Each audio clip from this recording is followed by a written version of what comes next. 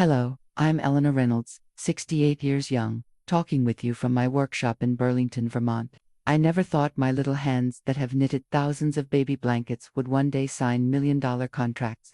But here I am, living proof that life's third act might just be its most spectacular. When my daughter first suggested I share my story, I laughed. Who would care about an old woman's business journey? But then I remembered how it felt that night.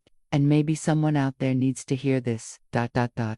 If my story touched your heart, please like and subscribe to our channel, and share your own experiences of being underestimated in the comments below. Just a grandma, they smirked, as I sat silently at my son's dinner party, surrounded by his tech executive friends, who barely acknowledged my presence. My son Michael had invited me to his monthly gathering of industry disruptors, as he called them. His sprawling Burlington home, bought with his software company money, was filled with 30-somethings in casual button-downs, discussing terms I barely understood: Series A funding, MVP launches, user acquisition costs. I wore my nice blouse, the blue one with tiny flowers that Tom always said brought out my eyes. I'd baked my signature Vermont maple cookies that usually earned compliments. They sat mostly untouched beside platters of store-bought hors d'oeuvres. Mom, this is Jen. She just closed a $2 million seed round, Michael said, introducing a young woman with sleek glasses. Lovely to meet you, I smiled, extending my hand. What does your company do? We're revolutionizing baby products with integrated AI, she replied, glancing at her phone. Our smart crib monitors sleep patterns and adjusts temperature, sound, and movement accordingly. That's interesting, I said. In my experience with 3 children and 5 grandchildren, sometimes what babies need most is just Ryan, she called, spotting someone across the room. Excuse me, I need to catch him before he leaves. This pattern repeated all evening: brief introductions, technical conversations that excluded me, and swift exits when I tried to contribute. During dinner, seated between 2 young men discussing app development, I mentioned how I'd created custom toys for my elementary students. For decades, I found that children connect differently with handmade items versus mass-produced ones, I said. There's something about the imperfections that make them feel more real. One of them, Trevor, I think, glanced at Michael and chuckled. That's sweet, but we're talking about scalable business models here. Handmade stuff is just grandma hobby territory, not serious market potential. Just a grandma, the other echoed with a dismissive smile. Though I'm sure your grandkids love them. The conversation moved on, as if I hadn't spoken. I felt myself shrinking, becoming invisible despite physically occupying space at the table. Decades of experience teaching children, understanding what delights them, crafting with purpose dismissed in a moment. I excused myself early, citing tiredness. No one seemed to notice when I slipped away, taking my barely touched wine and still full plate to the kitchen. Michael's housekeeper, Maria, woman, closer to my age, gave me a sympathetic smile. They're a bit much, aren't they, Mrs. Reynolds? I nodded, setting my plate down. They're very accomplished, I'm sure. My daughter works for a fancy tech company too, Maria sighed. Sometimes they think because we don't speak their language, we don't have anything valuable to say. I helped her wrap the leftover cookies while the animated conversations continued in the dining room. Someone laughed loudly at a joke about dinosaur companies resistant to innovation. I think Lily might still be awake, Maria said kindly. She was asking for her grandmother earlier. I thanked her, grateful for the escape route to my granddaughter's room upstairs, away from a table where I was nothing more than just a grandma relic with outdated skills in a world racing toward an automated future. What they didn't know was that dismissal can be powerful fuel. Sometimes a spark ignites in unexpected places, and mine was about to catch fire. I climbed the stairs to Lily's bedroom, leaving behind the buzz of important people discussing important things. My footsteps softened as I approached her door, painted purple with a glittery nameplate I'd helped her make last summer. A gentle knock, and I heard her excited voice. Come in. Lily sat cross-legged on her bed, surrounded by tablets, electronic toys, and a small robot that Michael had proudly told me could teach her 3 languages. Yet, what was in her hands? A tattered fabric rabbit I'd made when she was born. Grandma. Her face lit up as if I were the most important person in the world. I was hoping you'd come up before I fell asleep. I sat on the edge of her bed, the mattress dipping under my weight. I thought you might like to see what I brought you. From my purse, I pulled out my latest creation, a Small elephant made from soft gray flannel with mismatched button eyes and ears slightly uneven in size. Not perfect, but made with love in every stitch. Oh, Lily gasped, reaching for it with reverence. She's beautiful. Yes, she's a girl elephant. Her name is Ellie, like yours. Lily hugged the toy to her chest. She feels sad sometimes, because the other elephants think her ears are funny, but she's actually the kindest elephant in the whole jungle. I smiled, watching her immediately weave a story around this simple creation. That's a lovely background story. What's her superpower? Lily asked, examining the elephant carefully. Her superpower. All your animals have secret powers. Like how Hoppy the rabbit can hear when I'm sad, even when I don't say it. I hadn't intentionally created powers from my toys, but Lily always found them anyway. Well, I considered, maybe Ellie's superpower is that she remembers everything she hears, so you can tell her all your secrets and stories, and she'll keep them safe. Perfect. Lily nodded seriously. I have a lot of things to tell her already. We spent the next 20 minutes creating Ellie's world where she lived in the jungle. Her favorite foods, blueberry pancakes, apparently, and her best friend, a mouse named Whiskers who rides on her back. As I tucked Lily under her covers, Elephant snugged beside her, she looked up at me with those earnest 7-year-old eyes. Grandma, why don't you sell your animals in stores? They're better than the ones from the mall. Oh, sweetheart. That's not really how things work. Making toys for stores is complicated business. But you're smart, she insisted, yawning. You were a teacher forever, and everyone knows teachers are the smartest. I smiled and kissed her forehead. Sleep tight, my love, Grandma. Her voice was already drowsy. Promise Ellie you'll think about it. She thinks you should do it too. I promise, I'll think about it, I said, turning off her lamp and leaving only the small nightlight glowing dot as I closed her door. I could hear the party still going strong downstairs. The contrast struck me down there. I was invisible, dismissed, with a label. Up here, I had just created magic with a few scraps of fabric and some mismatched buttons. I stood in the hallway, holding that thought. Something was tugging at me. A familiar feeling from long ago. The same feeling I'd had at 22 when I decided to become a teacher, despite my father insisting it wasn't ambitious enough. Just a grandma, they'd said downstairs. But to Lily, I was a creator of worlds, a maker of magic, a keeper of stories. I walked slowly back downstairs, not to rejoin the party but to collect my coat. As Michael's friends continued their animated discussions about disrupting markets and changing the world, a plan was already forming in my mind. Perhaps it was time to show them what just a grandma could do. I didn't sleep much that night. Memories flooded back as I lay in bed, staring at the ceiling of my modest home so different from Michael's showcase of success. My mind traveled back to my first classroom in 1978, 30 eager faces looking up at me. I was just 23, armed with a teaching degree and a conviction that education should nurture not just minds, but hearts and imaginations. The school budget for supplies was always tight, so I started bringing in my own creations: puppets for storytelling, stuffed animals to comfort anxious children, fabric maps they could touch and feel. My grandmother had taught me too, so when I was barely tall enough to reach the table, and those skills became my teaching secret weapons, Mrs. Reynolds' room became known throughout Maple Creek Elementary as the place where magic happened. Parents would tell me their children insisted on bringing my handmade reading buddies home for important conversations. Sammy says Starbear helps him be brave, one mother told me, bewildered but grateful. Tom, my husband, encouraged it all. He built me a small workbench in our basement where I could spread out my fabrics and supplies. You're not just teaching them reading and arithmetic, he'd say, you're teaching them that imperfect things made with love matter more than perfect things made without it.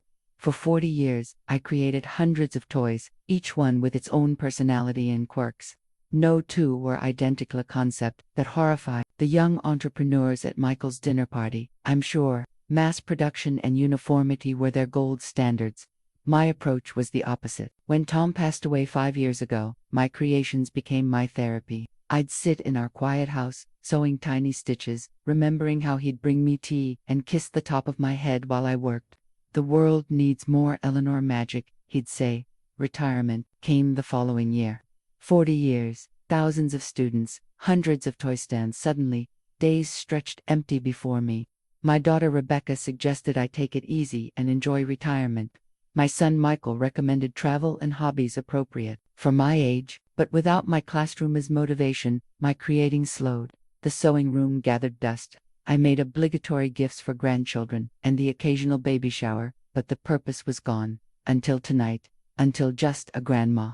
As dawn broke, I made myself a cup of strong coffee and pulled out a notebook, the old-fashioned paper kind. At the top of the page, I wrote Grandma's Toy Company, and then crossed it out immediately. Too obvious, too cutesy. Instead, I wrote Eleanor's Enchantments, then crossed that out too. For 2 hours, I scribbled ideas, sketched designs, and made lists of materials. The creative energy I'd felt in my classroom for decades came rushing back, stronger than before. This wasn't just about proving those tech executives wrong, though. That motivation certainly added fuel. This was about reclaiming my purpose. I thought about what made my toys special in a world of mass-produced plastic. Each one had a story, intentional imperfections, and what Lily called superpowers, emotional connections that children intuitively understood. Around 8 a.m., my phone rang. It was Rebecca. "Mom, Michael told me you left his dinner party early. Are you feeling all right?" "I've never felt better," I replied, surprised to find it was true. "In fact, I'm starting a business." The silence on the other end was deafening. "A what?" she finally asked. "A toy company. I'm going to make my animals and sell them." "Mom," her voice had that patient tone adults use with children. "That's a sweet hobby, but a business. At your age, maybe we should talk about this when I come over on Sunday." "No need," I said cheerfully. "By Sunday, I'll have my first prototype ready to show you." After we hung up, I stared at my notebook. At the top of a fresh page, I wrote Grandma Ellie's Wonderland and circled it. Sometimes being underestimated is the greatest gift. It means no one sees you coming. My garage had been Tom's domain tools, organized with military precision. His vintage Chevy Impala parked inside during Vermont winters. After he died, I'd avoided it, hiring neighborhood teenagers to mow the lawn and letting the space gather dust and memories. The morning after Michael's dinner party, I opened the garage door for the first time in months. Sunlight streamed in, illuminating dust motes and cobwebs. The Impala was gone, sold last year when maintaining it became too much without Tom. The space felt emptier than I remembered, but also full of possibility. "This is either the wisest or most foolish thing I've ever done," I said aloud to Tom's empty workbench. I spent that day clearing, cleaning, and organizing. My teacher's pension provided a modest but comfortable living, and I decided to allocate $5,000 to my new venture. "Investment capital," I said, trying out the terminology I'd heard at Michael's dinner party. I ordered supplies, online fabric, buttons, stuffing, thread in various colors. I found storage bins at the hardware store and labeled them meticulously. My teaching organizational skills transferred perfectly to this new endeavor. By the end of the week, I'd transformed the garage into a workshop. Tom's workbench became my cutting table. I hung pegboards for pattern templates. I installed better lighting and brought in a comfortable chair for stitching. The radio was tuned to the classical station Tom had loved. When Sunday arrived, Rebecca pulled into my driveway right on time. My pragmatic daughter, with her sensible car and sensible career in hospital administration, looked concerned before she even reached the door. "Mom, Michael told me you seemed upset at the dinner party. And then this business idea. She trailed off as I led her straight to the garage. She stopped in the doorway, blinking at the transformation. "You've been busy." "I've been inspired," I corrected, guiding her to the workbench where 5 prototype toys sat in a row. Ellie the elephant, a giraffe with an extra curly neck, a flop-eared dog, a bear with mismatched paws, and a turtle whose shell pattern wasn't quite symmetrical. "They're adorable, Mom. Like the ones you used to make for us and your students." "These are different," I said, picking up the elephant. "Each one comes with a story card about their special ability. Ellie remembers everything she hears, so children can tell her their secrets or stories." I showed her the small card attached to Ellie's ear with baker's twine. On it, in my neat teacher handwriting, was Ellie's story and her instructions. "Tell her your thoughts, and she keep them safe forever." "It's a nice hobby," Rebecca said carefully, "but a business."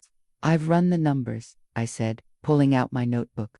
"Materials cost per toy, time investment, pricing models. I can make 15 to 20 per week working regular hours, if I sell them for $35 each." "Mom," Rebecca interrupted, Who's going to pay $35 for a stuffed animal when they can get one at Target for $12.99? People who understand the value of handmade items with personality, I answered confidently, though my stomach tightened. People who want to give children something unique, Rebecca sighed, flipping through my notebook. Have you talked to Michael about this? He could at least give you some business advice. I'm not discussing this with Michael yet, I said firmly. Not until I have something to show him, Mom. I'm worried you're doing this because those people at the dinner party made you feel bad. You don't have to prove anything to anyone. I took her hands in mine. This isn't about them. Well, not entirely. I amended honestly. It's about me. For 40 years, I created things that mattered to children. Then, I retired, and that purpose disappeared. I'm not ready to be just a grandmother who babysits and bakes cookies. No one thinks that's all you are, she protested. Don't they? I raised an eyebrow. When was the last time you or Michael asked my advice on anything important? Her silence was answer enough. I'm starting this business. I've already applied for a small business license. I'm not asking for money or help, just your support or, at least your patience. Rebecca looked at me for a long moment, then picked up the turtle. This one's cute. What's his superpower? He carries the weight of worries on his shell, so children don't have to. A small smile tugged at her lips. Okay, Mom, I think you're diving into the deep end, but you've always been a strong swimmer. After she left, I sat alone in my new workshop, surrounded by fabric scraps and thread. The task ahead seemed enormous, building a business at 68 with no experience, no connections, and no idea if anyone beyond family would want what I created. But for the first time in years, I felt truly alive. Perhaps being underestimated was the motivation I needed all along. I quickly discovered that knowing how to make toys and knowing how to sell them were entirely different skills. My first challenge was pricing. $35 seemed reasonable for hours of handwork, quality materials, and a unique product. But was it too much? Too little? I had no reference point beyond mass-produced toys. I spent nights researching handmade businesses online. The terminology was foreign profit margins, overhead costs, brand positioning. I filled notebooks with calculations and questions. My reading glasses perched on my nose as I squinted at articles about small business formation well past midnight. The Maple Creek Craft Fair seemed the perfect first venue, local, inexpensive to join, and frequented by families. I paid the $75 table fee, nervous but excited. The night before, I barely slept. I'd created an inventory of 30 toys, each with its own story card and superpower. I'd sewn small fabric tags that read Grandma Ellie's Wonderland into each one. I'd even designed simple packaging craft paper bags with a hand-stamped logo. The morning of the fair dawned bright and crisp. Tom would have called it bluebird weather. I arrived early, arranging my creatures on a blue tablecloth, propping up story cards beside each one. For the first hour, people walked past with curious glances but few stops. My confidence wavered. Maybe Rebecca was right. Maybe this was a foolish dream. Then a little boy, perhaps 5 years old, broke away from his mother and ran straight to my table. He picked up the flop-eared dog and read the card aloud slowly, sounding out the words, "Patch can hear when you need a friend, even if you don't say it out loud." He looked up at me with solemn eyes. "Does he really?" "He does," I answered just as solemnly. "That's his special ability." "Mom," he called, clutching the dog, "I need this one." His mother approached, wallet already out. "How much?" $35, I said, holding my breath. She didn't even hesitate. "We'll take it. Jacob's been having a hard time at his new school. This is perfect." By midday, a small crowd had gathered. Children were drawn to the toys' imperfections and stories. Parents were captivated by the handmade quality and educational concepts. A teacher from a neighboring town bought 5 for her calming corner. "These are special," she told me. "In a world of identical plastic, these have sold." By closing time, I had sold 27 of my 30 toys. $945 in my cash box, minus the $75 table fee and roughly $200 in materials. My first profit, $670, for a week's work. As I packed up, a woman in her 30s approached. "These are amazing. Do you have a website? Social media? I'd love to buy one for my niece's birthday next month." I felt a flush of embarrassment. "Not yet. I'm just getting started." "Well, you should. These would go viral online. The stories, the imperfections, it's what people are craving. Authenticity. She handed me her card. I'm a social media manager. Call me if you want some help. Driving home, Tom's empty passenger seat seemed to vibrate with possibility. Did you see that, Tom? I said aloud. They loved them. The craft fair taught me 3 crucial lessons. First, there was indeed a market for my creations, even at premium prices. Second, I needed to move beyond local fairs to reach more customers. And third, I was woefully unprepared for the digital side of modern business. That night, I called the number on the card. This is Eleanor Reynolds from Grandma Ellie's Wonderland. I think I need that social media help after all.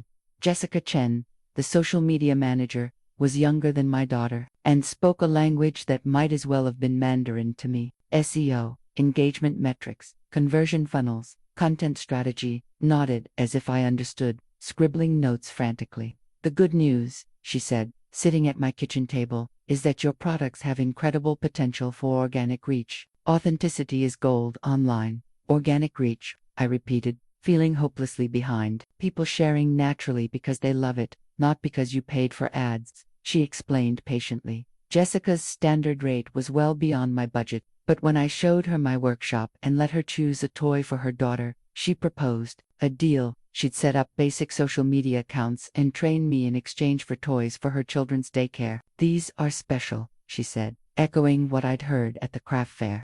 My daughter's room is full of plastic junk she never touches. This is different. My first lesson was photography. Jessica showed me how to use my smartphone for product photos, positioning toys near windows for natural light.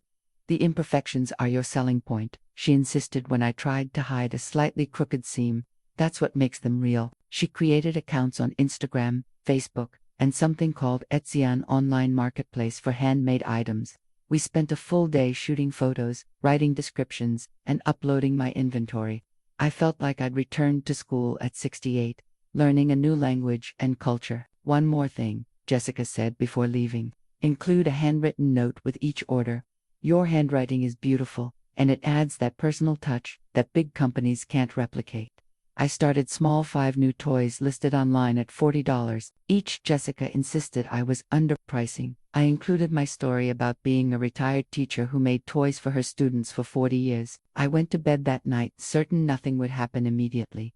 I woke to 27 notifications on my phone. All 5 toys had sold overnight. Comments were appearing. These remind me of toys my grandmother made. Finally, something with character for my kids. Love supporting senior entrepreneurs. More surprising were the messages asking when I'd One mother wanted to know if I could make a special tiger for her son who was undergoing chemotherapy. Jessica called, her voice excited. Eleanor, this is happening faster than I expected. We need to talk about scaling. Scaling. Making more. Faster. You've tapped into something special here. I stared at my garage workshop. 5 toys had taken me a full day. How could I possibly make more? The tiger request touched me deeply. The mother explained her son had been given a plastic tiger by a hospital volunteer, but he'd lost it during a procedure. I stayed up late designing a special tiger with extra soft fur and a story card about having the strength to fight tough battles. When I posted a photo of the tiger, explaining I'd made it for a special child but would consider adding tigers to my regular line, the response was overwhelming. 36 orders came in overnight. I sat in my workshop, surrounded by fabric and thread, paralyzed by the demand. My teacher's organizational skills weren't enough for this volume. I had stumbled into something I wasn't prepared for, and for the first time, I felt my age as a limitation. What would you do, Tom? I asked the empty room. The answer came not in Tom's voice, but in a memory hymn. Teaching our son to ride a bike. You're going to fall, he'd said. Everyone falls. The trick is getting back up and trying again. I picked up my phone and called Jessica. I need help scaling, I said, the unfamiliar word feeling strange in my mouth, and I think I need to learn about hiring people. My garage workshop quickly became inadequate. Fabric and stuffing overflowed onto the driveway. The dining room table became a shipping station. My small home was transforming into a toy factory. I needed help, but who? The detailed stitching required patience and skill. The stories needed a certain sensibility that understood children. The answer came during my monthly lunch with former teaching colleagues. Margaret and Dottie listened to my unexpected business saga with widening eyes. Eleanor, you've gone and become an entrepreneur at 68. Margaret laughed, her silver bob shaking. A struggling one, I admitted. I have more orders than I can fill alone. Dottie, who had taught art at Maple Creek for 35 years, leaned forward. I've been bored stiff since retirement. My family thinks I should take up watercolors or join a book club, but my fingers itch for something meaningful. Margaret nodded, same here. Walter watches golf all day while I dust the same shelves over and over. By dessert, I had 2 new employees, retired teachers with nimble fingers and abundant creativity. We agreed on hourly wages that were fair but affordable, and a schedule that allowed for grandchildren visits and Dr. Coyence's appointments. My garage expanded to include 2 more workstations.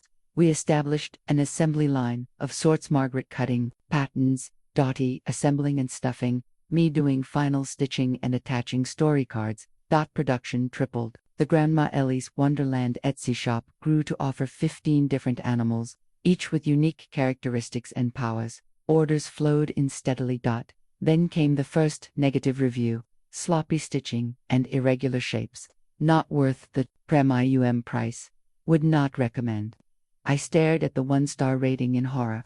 All my teacher insecurities flooded back: evaluations, parent conferences, the constant fear of not being good enough.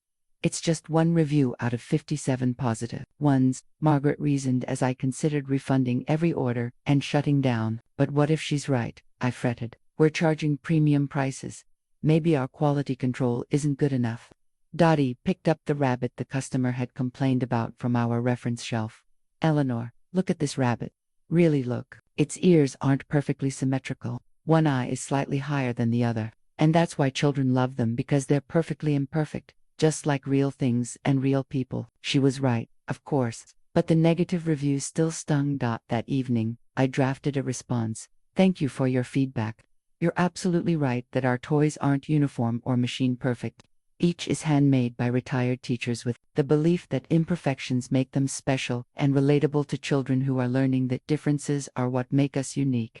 We're sorry, our approach didn't meet your expectations. The next morning, 3 new 5-star reviews had appeared, all mentioning how much children love the perfectly imperfect qualities of their toys. Our little operation continued to grow. Jessica set up a proper website where I blogged about childhood development and the importance of imaginative play. Orders increased, with profits building. I approached Burlington Community Bank for a small business loan to move operations out of my garage into a proper workspace. The loan officer, a man younger than my son, reviewed my paperwork with a furrowed brow. Your numbers are impressive for a startup, Mrs. Reynolds, but I'm concerned about the sustainability of a business run by, double quotes. He paused, searching for words. Senior citizens, I supplied. He had the grace to look embarrassed. The bank has concerns about long-term viability and succession planning for businesses where the principals are of retirement age. In other words, too old to be trusted with a loan. I gathered my paperwork. Thank you for your consideration. I'll explore other options. Outside in the parking lot, I sat in my car and let tears of frustration fall briefly. Then, I straightened my spine, adjusted my rearview mirror, and drove to Michael's office.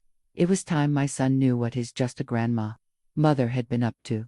Michael's office occupied the top floor of a renovated mill building overlooking the Winooski River. His company, NextGen Solutions, had grown from a startup to a mid-sized tech firm with 40 employees in just 5 years. His assistant, half my age, with perfect posture and an elegant pantsuit, looked surprised when I requested to see him. Do you have an appointment, ma'am? I'm his mother, I replied, summoning my best teacher voice, the one that had quieted rowdy classrooms for decades. Michael emerged from his office, confusion evident. Mom, is everything okay? I need your advice, I said simply. About my business. His eyebrows shot up, but he ushered me into his sleek office with its wall of screens displaying colorful charts. I placed my folder of financial statements on his glass desk and explained what I'd been doing for the past 3 months. As I spoke, his expression shifted from indulgent amusement to genuine surprise. You've generated $27,000 in revenue in 3 months, with stuffed animals. He flipped through my sales reports in disbelief. Handcrafted toys with emotional connection features, I corrected, and yes, and the bank turned you down for a loan. With these numbers, apparently, I'm too old to be a reliable investment. Michael's face darkened. He picked up his phone and dialed. Brad, it's Michael Reynolds. My mother just left your bank. I'd like to discuss how you evaluate loan applicants. A pause. Yes, Eleanor Reynolds. I think you should reconsider. In fact, I'm coming over now. After hanging up, he turned to me. Let me handle this. The bank manager plays golf with me. I don't want special treatment, I protested.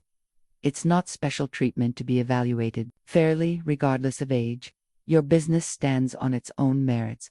2 hours later, I had approval for a $50,000 small business loan, more than I'd asked for originally. The timing couldn't have been better. September was ending, which meant one thing in retail: holiday season approaching. Jessica warned me to prepare. Fourth quarter is when handmade businesses make half their annual revenue. You need inventory, and lots of it. We leased a small storefront with a workshop in the back, not in the trendy downtown area, but in a family-friendly neighborhood with reasonable rent. We hired 2 more retired teachers who missed working with their hands. I invested in better sewing machines, organized efficient workstations, and created a production schedule. October sales doubled September's. By mid-November, we could barely keep up. Grandma Ellie's Wonderland had expanded to 22 different animals, each with unique powers and stories. We added holiday-themed toys: reindeer with scarves that could be personalized, bears wearing plaid pajamas, foxes with tiny wreaths around their necks. Local media picked up our story. The Burlington Free Press ran a feature, "Retired Teachers, Toy Company Challenges Digital Age." The headline made me laugh. I wasn't challenging anything, just making what I knew children needed. The reporter focused on our senior workforce, dubbing us the Grandma Gang. The name stuck. Orders exploded after the article ran. Michael called, sounding impressed. "Mom, my tech friends are talking about your company. Do you realize how unusual your growth curve is?" "I'm just making toys, Michael." "No, you're building a brand, an authentic one, which is gold. You need to think about scaling beyond what you can hand produce." The word scaling, again, everyone's favorite advice, but I was firm. Each toy is handmade by a teacher who understands children. That's our entire value proposition. December brought 16-hour days. My hands ached from stitching. My dining room table disappeared under shipping supplies. Margaret, Dottie, and our new team members worked tirelessly. We closed online orders 2 weeks before Christmas, completely maxed out.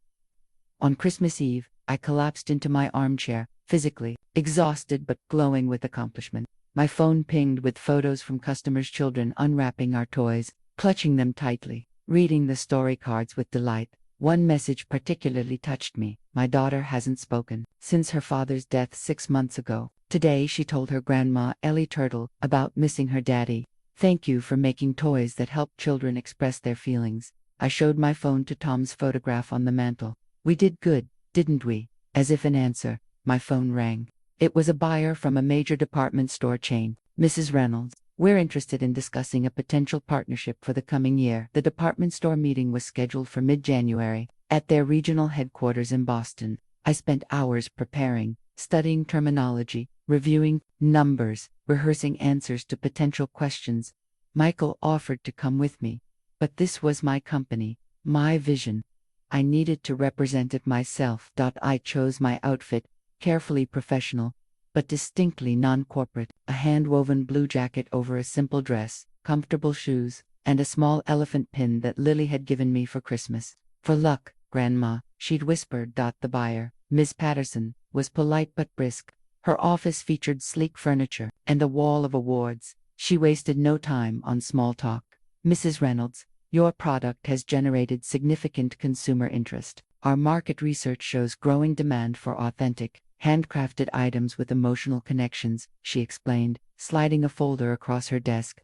"We'd like to feature Grandma Ellie's Wonderland in our spring catalog and in 50 stores nationwide." My heart raced.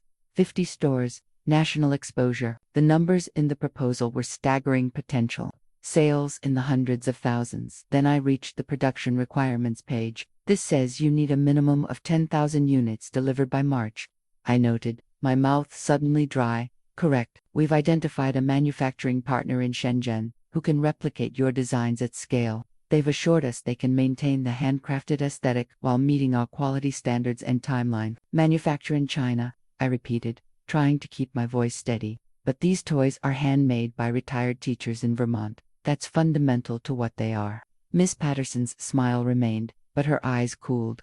Mrs. Reynolds, with respect, no consumer can tell the difference between handmade in Vermont versus handmade in China if the product looks identical. I can tell the difference, I said quietly. And so can the children who receive them. The opportunity here is to grow beyond the artisanal stage, she explained as if to a child. Every successful product reaches this crossroads. You can remain small and limited, or partner with us to reach a national audience. I looked down at the papers, at the impressive projections and revenue forecasts, everything Michael's tech friends would consider a success story. Then I thought about Margaret's slightly uneven stitches that somehow made each bear's smile unique, about Dottie's color combinations that never quite matched the samples but always worked beautifully. These toys aren't just products, I said, closing the folder. They're made by women who spent decades teaching children that knowledge and love goes into every stitch. You can't replicate that in a factory, no matter how skilled the workers. That's a lovely sentiment, Mrs. Reynolds, but not a scalable business model. Perhaps I don't want to scale in that way. Miss Patterson leaned back, studying me. You're turning down a 7-figure opportunity because of sentimentality. I'm maintaining the integrity of what makes these toys special, I corrected. I appreciate your interest, but I can't accept these terms. The drive back to Vermont was long and quiet. Had I just made a terrible mistake? Was I clinging to an outdated vision out of stubbornness or fear of change? When I arrived home, I found Jessica waiting at my door, her expression urgent. What happened? She demanded. Social media is exploding. I blinked in confusion. What do you mean? She showed me her phone. Someone at the department store had tweeted, "Just watched a 68-year-old grandmother turn down major distribution deal because she refused to compromise on having retired teachers handmake each toy. #GrandmaLi Integrity." The hashtag was trending. Orders were flooding our website more than we could possibly fulfill with our current setup. "Eleanor," Jessica said, eyes wide, "you just accidentally created the most powerful marketing campaign possible. Authenticity at any cost." I sat down heavily, laughing until tears came. Tom always said my stubbornness would either be my downfall or my salvation. Jessica grinned. "Well, it just made you go viral in the best possible way." 3 days after the department store incident, I received an unexpected email from Vantage Capital Partners, a venture capital firm based in New York. They were interested in discussing investment opportunities with Grandma Ellie's Wonderland. Michael was ecstatic when I called him. "Mom, do you know who Vantage is? They're one of the top VC firms on the East Coast." "What exactly do they want?" I asked cautiously. "Money for equity," he explained. "They give you capital to grow in exchange for partial ownership. This is huge. They don't typically look at companies your size unless they see extraordinary potential." A video call was arranged for the following week. I prepared my workshop as the backdrop. Authenticity was our brand, after all. When the call connected, I immediately recognized one of the investors, Trevor, from Michael's dinner party, the one who had dismissed my handmade toys as just grandma hobby territory. If he recognized me, he didn't let on. Alongside him was a woman introduced as Myra Patel, a senior partner. "Mrs. Reynolds, your company has caught our attention," Myra began. "The combination of authentic storytelling, emotional connection products, and your unique founding story creates a compelling package." Trevor nodded enthusiastically. "Your resistance to mass manufacturing has created tremendous brand value.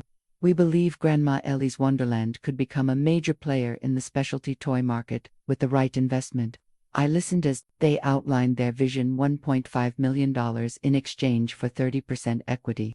The money would allow for expanded production, marketing, and potentially a flagship store in a major city. "We'd also provide strategic guidance," Myra added. "We have extensive experience scaling artisanal brands while maintaining their authenticity." "What about production?" I asked. "Would you expect us to outsource manufacturing?" "Not at all," Trevor assured me.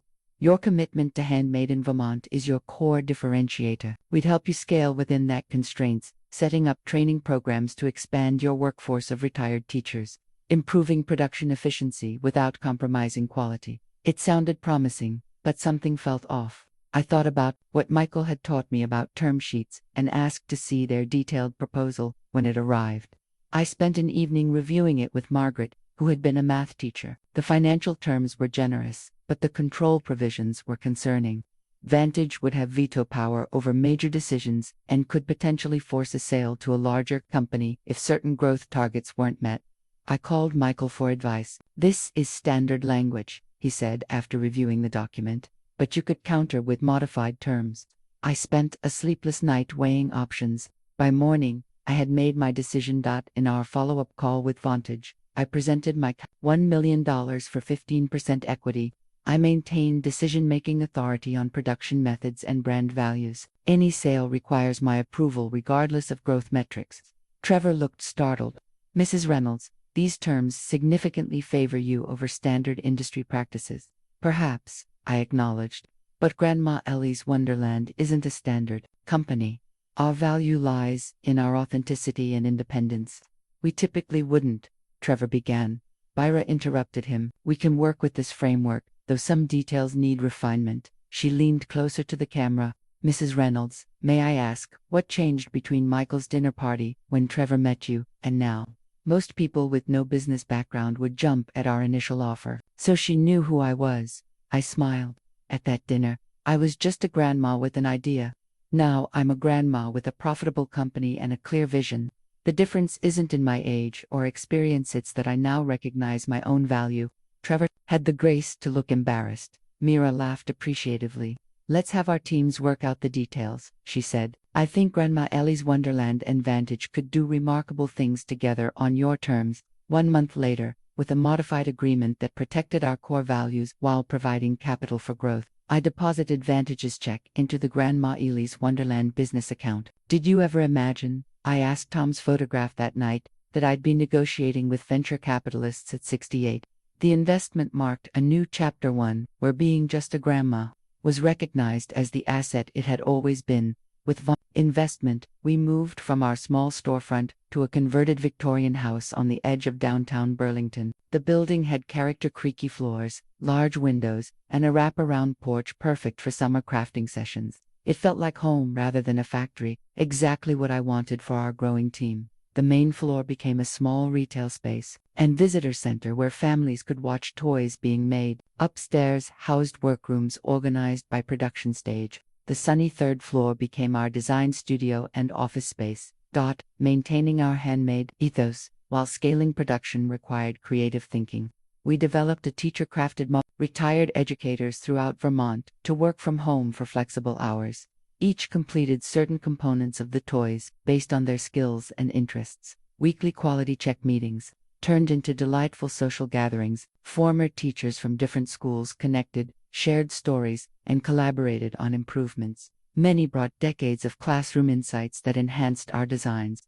"Children need tactile experiences more than ever in this digital age," advised Rose, a former special education teacher. Her suggestion led to our textured collection toys, with different fabric surfaces designed to soothe sensory-seeking children. Within 6 months, our teacher-crafter network expanded to 50 people, most working part-time. We provided materials, patterns, and training, while they contributed skilled handwork and educational expertise.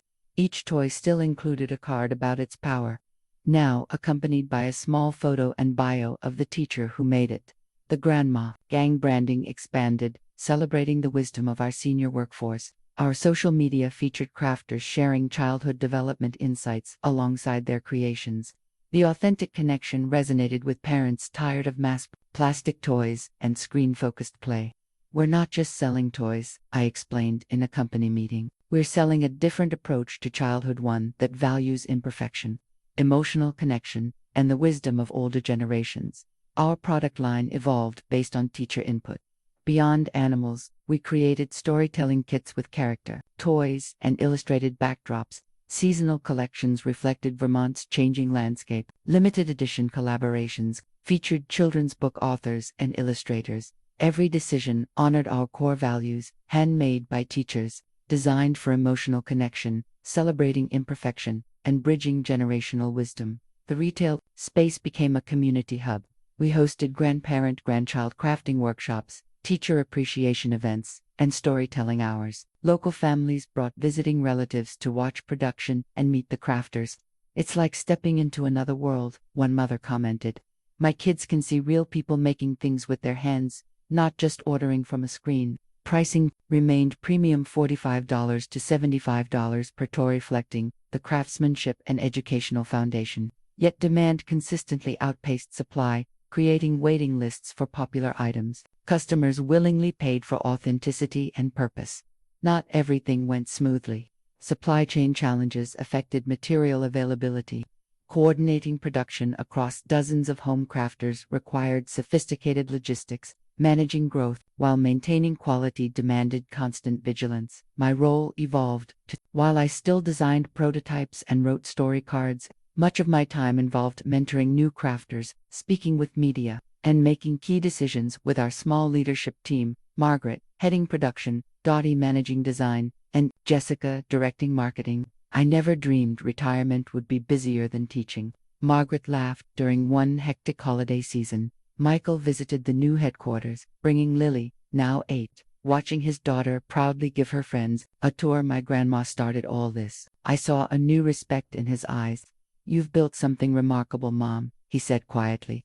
Not just a successful business, but a different kind of company altogether. On quiet evenings, walking through the workrooms after everyone had gone home, I would touch the in-progress toys and feel the energy of all those teacher hands. Each imperfect stitch represented decades of classroom wisdom, channeled into creating something children truly needed: toys that helped them feel understood, process emotions, and connect with the adult world. We weren't just making stuffed animals, we were creating bridges between generations, wrapped in soft flannel and stitched with care by hands that had spent decades guiding children's growth. The idea came during a late-night conversation with Rebecca. Her hospital had implemented a program allowing parents to record messages for children in the NICU when they couldn't be present.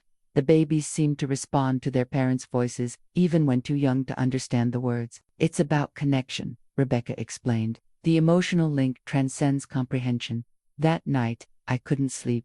What if we could combine our handmade toys with this concept of voice connection, not with complicated electronics that would break or become obsolete, but something simpler, more intimate? I called Jessica the next morning. Do you know any app developers? I have an idea. 2 weeks later, I sat across from Amir, a soft-spoken developer in his 30s. He listened intently as I outlined my concept, a simple app that would connect to our toys through a small, washable tag embedded with a QR code. Parents or grandparents could record messages or stories tied to specific toys, I explained. When the child scans the tag with a tablet or phone, they hear that voice. The toy becomes a bridge between the child and loved ones, even when they're physically apart. Amir nodded thoughtfully. The technology is straightforward. What makes this special is the application connecting generations through tactile objects. We called it the Whisper feature. The tags added minimal cost to production. The app interface was designed to be intuitive for seniors: large buttons, clear instructions, and a simple recording process. Beta testing began with our teacher recording messages for their own grandchildren. The results were emotional and immediate. My grandson is stationed overseas. Dottie shared, tears in her eyes. He recorded stories for his daughter through the app. When she misses him, she holds her rabbit and hears his voice reading her favorite bedtime story. Another tester reported, "My mother has early Alzheimer's. On good days, she records memories. In the app, on bad days, my daughter brings the toy to her, and hearing her own voice telling family stories sometimes brings her clarity." The Whisper feature launched 6 months later. We emphasized privacy protection: recordings stored locally on family devices, not in cloud servers. The technology was a means to human connection, not a data-gathering tool. Parents of children with special needs particularly embraced the feature. A mother of a nonverbal autistic child wrote, "My son connects with his grandma Ellie Turtle in ways he struggles to connect with people. The familiar voice combined with the tactile comfort creates a safe space for him." Military families, grandparents living far from grandchildren, divorced parents sharing custody all found value in the voice-connected toys. One deployed father recorded different messages for each stage of his deployment. allowing his wife to unlock new recordings for their toddler as months passed. When we filed for a patent, the attorney initially dismissed the concept as technically trivial. I explained that innovation isn't always about technical complexities. Sometimes it's about human-centered applications of simple technology. The patent isn't for the QR code or the recording function, I clarified. It's for the integration of handmade emotional support objects with voice connection in a way that bridges generational and physical gaps. His perspective shifted as I showed him testimonials from families. The patent application proceeded. Larger toy companies noticed our innovation. Knockoff versions appeared with plastic toys and more complex features: motion sensors, light-up elements, programmed responses, but they missed what made our version special: the combination of handmade imperfection with personal voice connection. At a toy industry conference where I was invited to speak, a representative from a major manufacturer approached me. "Mrs. Reynolds, your whisper feature has disrupted our digital toy strategy," he admitted. "We can't compete with the emotional resonance of your approach. Perhaps because you're trying to replace human connection with technology," I suggested. "We're using minimal technology to enhance human connection." As we expanded the whisper feature, we carefully maintained its simplicity and purpose. No advertising, no data collection, no planned obsolescence, just a bridge between people who love each other but can't always be together. The innovation wasn't really technological at all. It was remembering what matters most to children: feeling connected to the people who love them, hearing their voices, touching something made by human hands with human love. Sometimes the most powerful innovations are the ones that bring us back to our humanity rather than pulling us away from it. Success breeds imitation. By our second year, the market was flooded with handcrafted style toys from major manufacturers, mass-produced items with intentional imperfections designed to mimic our authentic approach. Big box stores featured displays of artisanal toys at half our prices. Toy Mart is selling elephant knockoffs that look just like ours, Margaret reported, placing one on my desk. The resemblance was striking: similar gray fabric, mismatched button eyes, even a tag about being uniquely imperfect. I examined it closely. The stitching was uniform despite appearing random. The materials felt cheaper. The story card was generic, without educational insights. "They've copied our appearance but missed our substance," I said, setting it aside. "There's no teacher wisdom in this, no genuine care." Still, the competition was concerning. Our waiting lists shortened as impatient customers opted for readily available alternatives. Our teacher crafters worried about job security. At our monthly all-hands meeting, I addressed the elephant in the room, quite literally, holding up the knockoff. "This company has more resources, more distribution, and lower prices," I acknowledged, "but they can't replicate what makes us special: your decades in classrooms, your understanding of children's emotional needs, your hands that have guided generations." Rather than competing on price or speed, we doubled down on our authentic difference. We added Meet Your Crafter cards with photos and teaching backgrounds. We started a blog where teacher crafters shared insights from their combined centuries of classroom experience. When a major toy review site did a comparison of artisanal style toys, they noted, "The imitators capture the aesthetic but miss the soul. Grandma Ellie's toys carry wisdom in every stitch." Not all competitors were large corporations. Etsy became populated with small makers creating similar emotional support toys. Some blatantly copied our designs, others developed their own interpretations. Jessica monitored these closely, flagging direct copyright infringements while respecting legitimate creative variations. "Some competition is flattering," I reminded our team. "It means we've identified a real need. Our job is to keep meeting it better than anyone else." The most surprising competition came from Michael's world. Tech startups began developing emotional intelligence toys with sophisticated electronic sensors that responded to children's moods, AI that adapted stories based on emotional cues, apps that analyzed play patterns. These high-tech alternatives attracted significant investment and media attention. Headlines asked, "Are AI companions the future of children's emotional development?" Michael invited me to a demonstration of one such product, a plush bear with embedded sensors and a companion app that promised to teach emotional regulation through adaptive response technology. The presentation was impressive.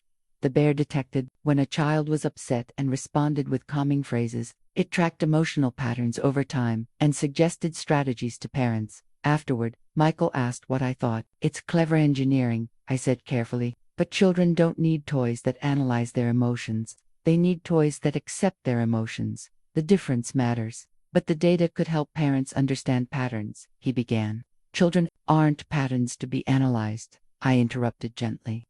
"They're humans learning to navigate complex feelings. Sometimes they need a soft place to express those feelings without being monitored or optimized." Michael looked thoughtful. "The startup founders think they're disrupting the emotional support toy market." I smiled.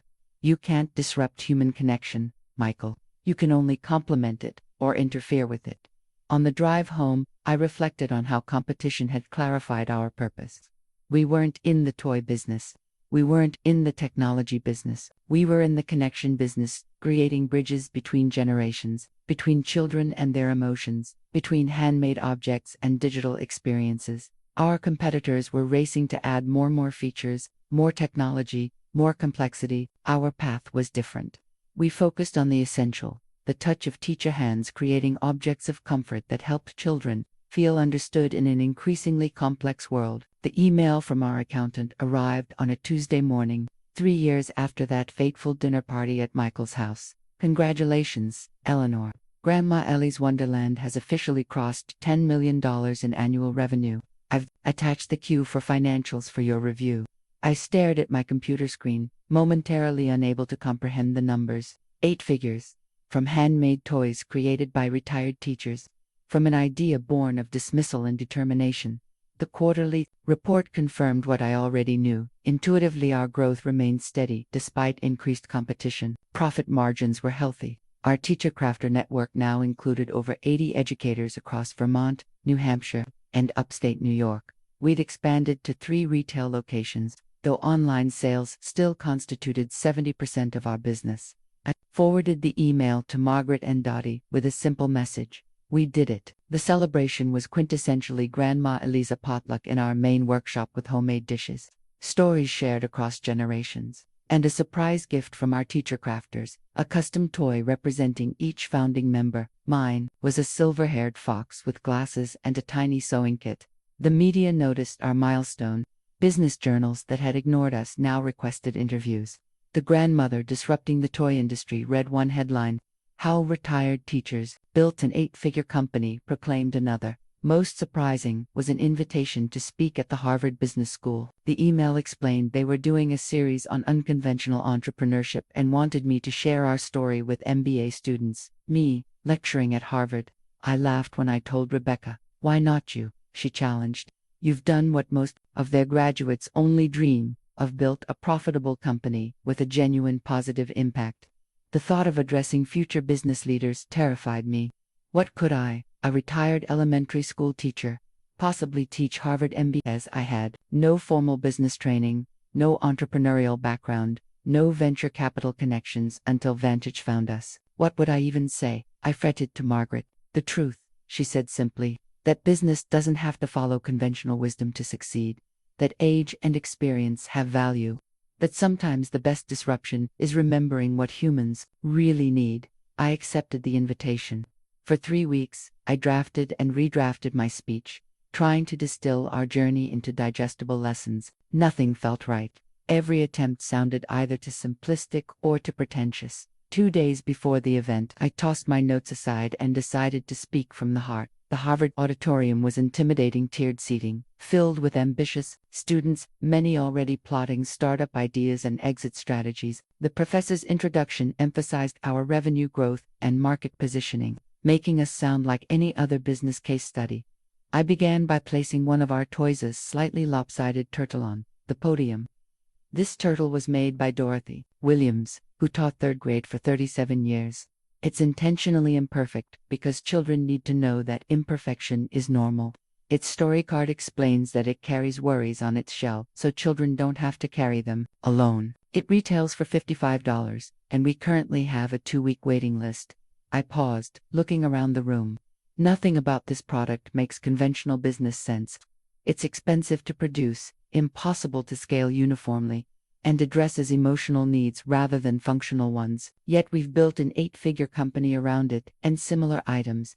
For the next 40 minutes, I shared our journey, the dinner party dismissal, the craft fair validation, the decision to prioritize authenticity over expansion, the innovation that came from human insight rather than technological advancement.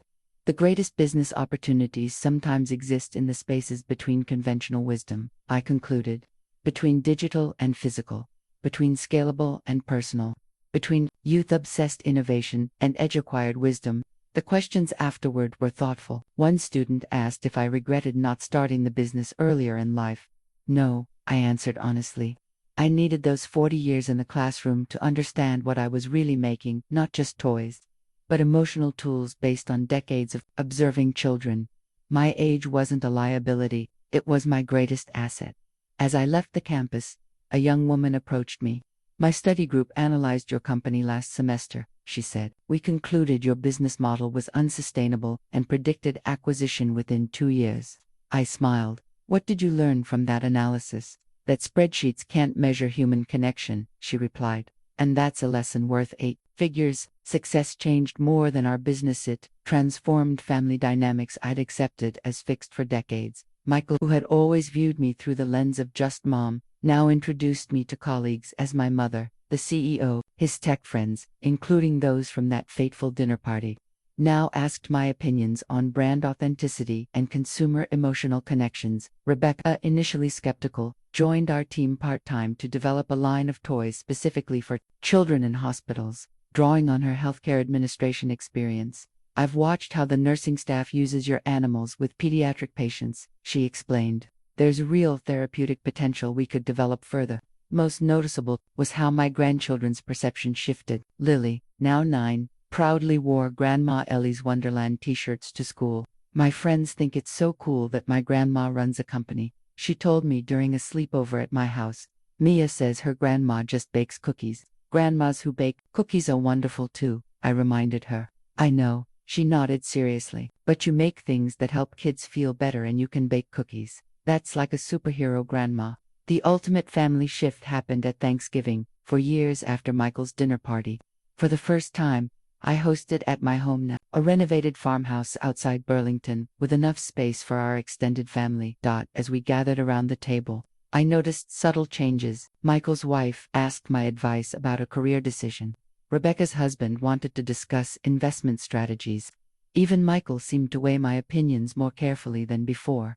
After dinner, Michael helped me wash dishes, a rare occurrence in our previous dynamic. You know, Mom, I've been thinking about that dinner party, he said, rinsing a plate. Which one? The one where Trevor and the others dismissed your toy idea, when you were just a grandma to them. I smiled, remembering how small I'd felt that night. Ancient history. Not to me, Michael said, looking uncharacteristically reflective. I've been thinking about it since your Harvard speech. I didn't stand up for you that night. I was actually embarrassed when you mentioned your handmade toys. The admission surprised me. You were established in your career. I understand. No, it wasn't okay, he insisted. I valued the wrong things.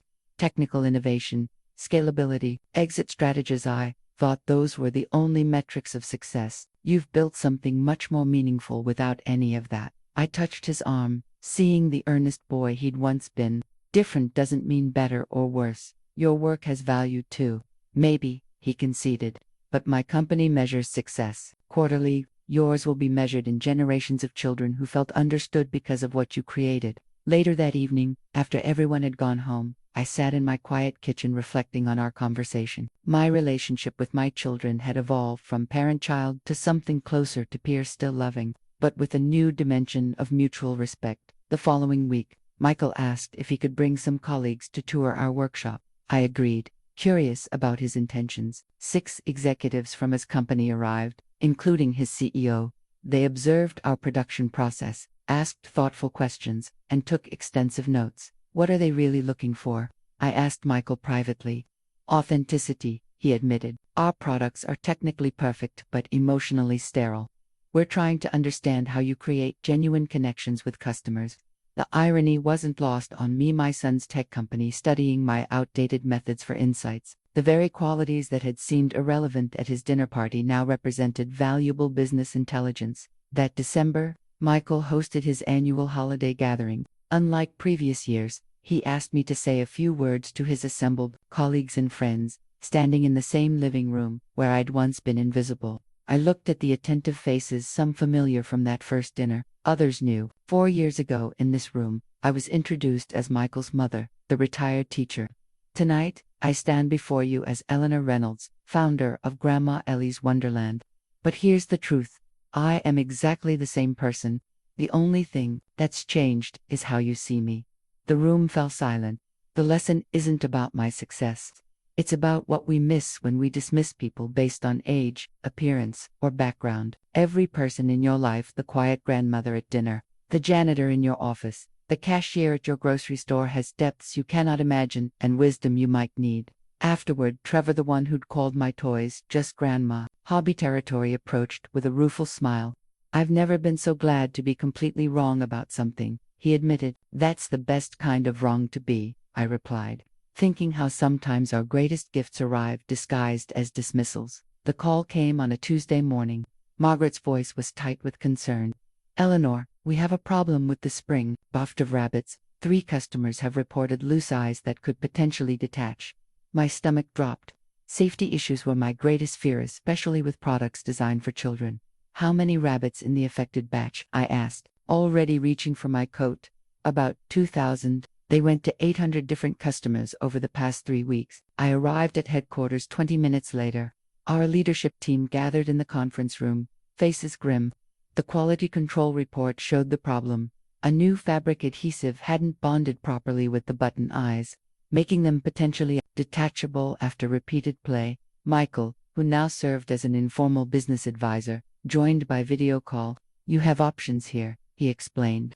You could issue a warning about proper use, offer repairs for any returned items, or do a selective recall if you can identify the specific problematic box. These approaches made logical business sense. They would minimize financial impact while addressing the safety concern. But something felt wrong about these partial measures. What would we tell our customers? I asked. That some rabbits might be unsafe, but we're not sure which ones. That they should inspect the eyes themselves to determine risk.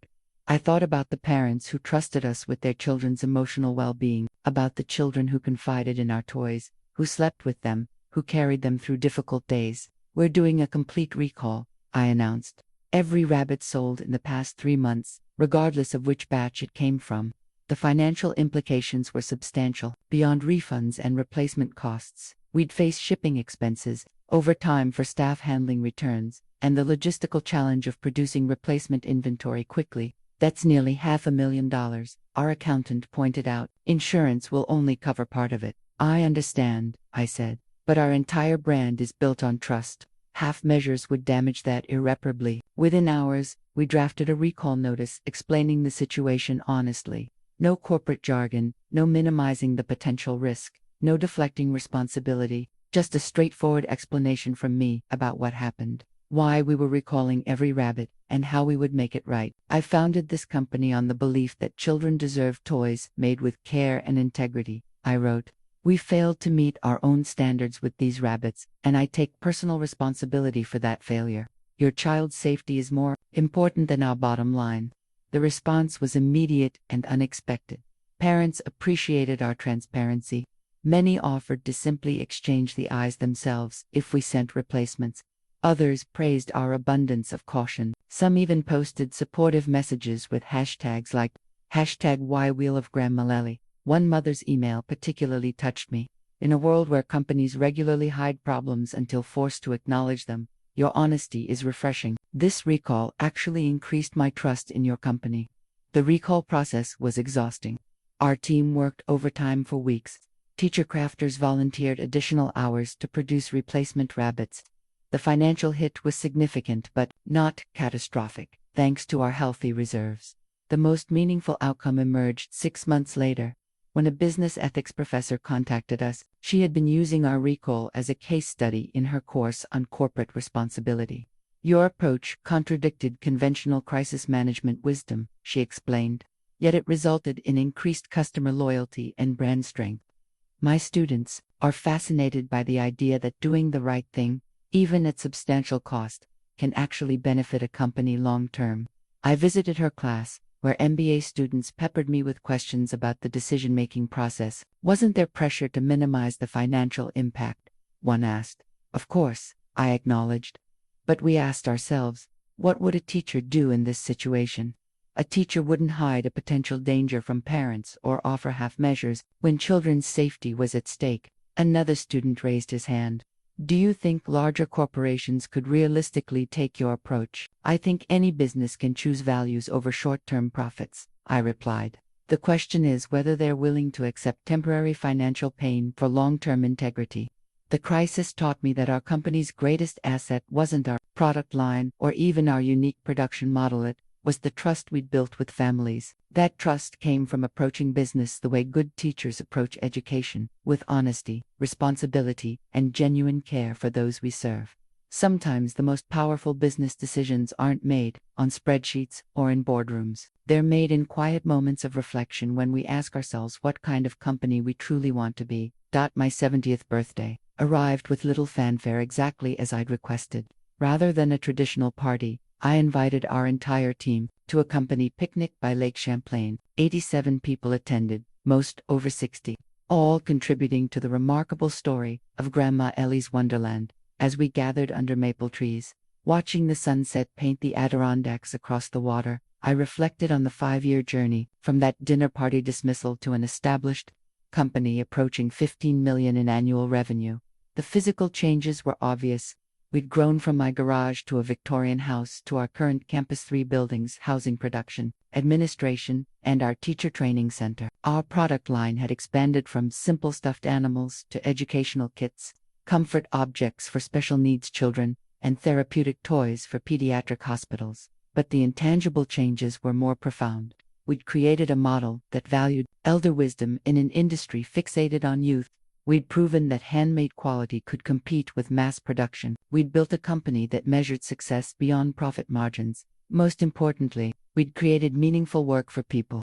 Society often dismisses retired teachers with decades of knowledge, but few opportunities to apply it. Time for a speech, from the founder, Margaret announced, guiding me to a small platform. Looking at the assembled faces, crafters, administrators, designers, shipping specialists, I saw not employees but collaborators in something important. 5 years ago, I was invisible at a dinner party. I began just a grandma with outdated skills in a world racing toward automation and algorithms. Today, we've proven that those outdated skills are precisely what many children need most: the human touch, the intentional imperfection, the emotional understanding that comes from decades teaching young hearts and minds. I gestured to our gathered team. Together, we've built more than a company. We've created a community that values wisdom, that sees age as an asset rather than a liability, that believes craftsmanship matters in a disposable world. The sun dipped lower, casting golden light across the lake. As I enter my 8th decade, I'm thinking about legacy, not just my own, but ours collectively. How do we ensure that what we've built continues to honor its founding principles? The question wasn't rhetorical. Over the past year, I'd been developing a transition plan with our leadership team and trusted advisors. Today, I'm announcing the formation of the Grandma Ellie Foundation, I continued. Funded with 20% of our annual profits, the foundation will support 3 initiatives close to my heart. I outlined our plans: scholarships for education students who demonstrated commitment to emotional intelligence in teaching, startup grants for entrepreneurs over 50, and research partnerships exploring the connection between handmade objects and emotional development in children. Additionally, I said, smiling at the surprised faces, I'm transitioning 30% of company ownership to an employee ownership trust. Grandma Ellie's Wonderland should belong in part to the hands that build it every day. The announcement was met with applause and some tears. This wasn't traditional succession planning, but it felt right for our unconventional company. As the celebration continued, I found a quiet moment by the lakeshore. Rebecca joined me, handing me a glass of lemonade. You've changed so many lives, Mom, she said softly. Not just the children who receive our toys, but all those teachers who found purpose again. I squeezed her hand, and my own life most of all. Later that evening, driving home to the farmhouse I still loved for its simplicity, I thought about that dinner party 5 years earlier, the dismissal that had sparked everything. The phrase, just a grandma, that had ignited determination instead of defeat. I wondered what I would say now to those tech executives who had overlooked me. Probably nothing. Their dismissal had been my gift: freedom from expectations, freedom to create something authentic rather than impressive, freedom to trust my teacher's heart instead of conventional business wisdom. In my living room, I picked up the very first Ellie the elephant I'd made for Lily after that dinner party. Her mismatched button eyes had watched our entire journey unfold. Not bad for just a grandma, eh? I said to the empty room, imagining Tom's proud smile. Outside my window, Vermont stars punctuated the darkness, countless points of light, each small but significant, like the thousands of toys we'd sent into the world, like the hundreds of retired teachers who'd found renewed purpose, like the single moment of dismissal that had sparked a revolution.